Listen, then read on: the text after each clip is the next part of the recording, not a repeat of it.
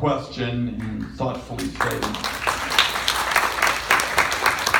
So when the whole Jordan Cove, and this would be a natural gas plant is what we're talking about. When the whole issue came up, I was chairman of the Senate Energy Committee, the Senate Energy and Natural Resources Committee. Chuck made mention of the fact that I'm now this senior Democrat on the Finance Committee. That's the tax writing committee. We've got authority over Medicare and Medicaid and taxes and trade, and I'm sure we'll talk about some of that in the course of the morning. But I was then the chairman of the Energy Committee, and so in the course of my travels going to Coos Bay, I met with both sides, and it was clear that it was hotly debated. There were a substantial number of people who were for it, a substantial number of people who were against it. And so over the years, there have been sometimes more, sometimes less, but the numbers, there are people who feel passionately on both sides. So at that time, the Secretary of Energy, a fellow by the name of Moniz, was about to cut off all the applications and just say nobody else can apply.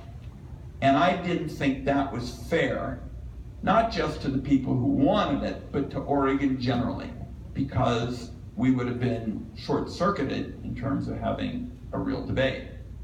So I said to Mr. Moniz, I'm going to ask every single one of the people who are coming up here before the Energy Committee who want jobs, I'm going to ask them all, will you commit to at least giving my constituents their day to air their views? And we prevailed on that.